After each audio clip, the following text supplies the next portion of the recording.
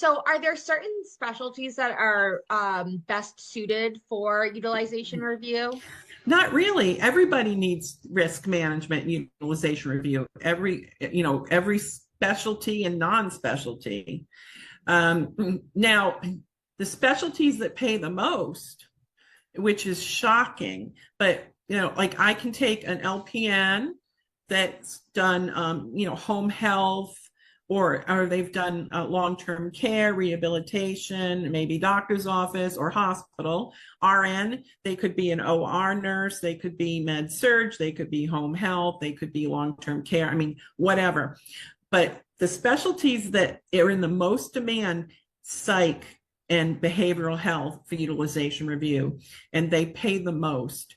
And that is because not enough psych and behavioral health nurses want to work behind the scenes doing utilization review.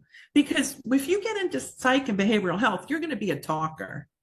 You're going to be with your patients. So I have a lot of psych and behavioral health nurses that love taking the utilization review course from me. They learn the basics, and many companies will say they want 1 year or 2 years experience in utilization review, but with my course, they usually count it as towards 1 year experience already taking my course. A lot of companies, and then there's other companies that might say they prefer you have utilization review experience, but they don't require it.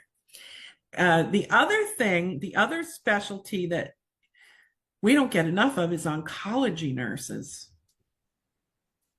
We just don't. I mean, there's so much utilization review for oncology nurses, transplant nurses, and the kidney transplant or like bone marrow transplant, people like that, transplant nurses.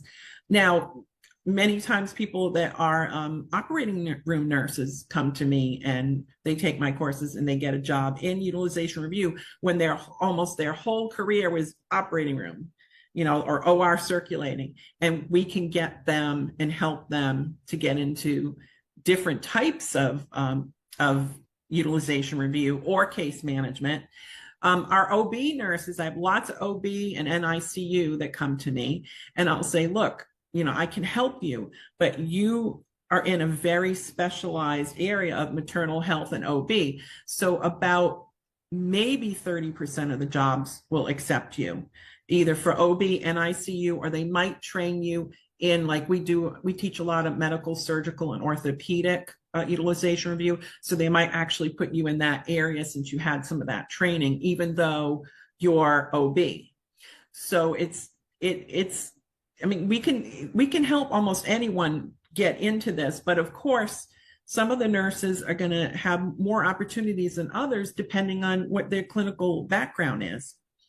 Sure, that's encouraging to hear that it's overall helping most specialties, and that people aren't I mean, really, for it. Everybody gets sick and needs a service. So, they could be just a little bit sick or very, very seriously acutely ill with specialized, problems.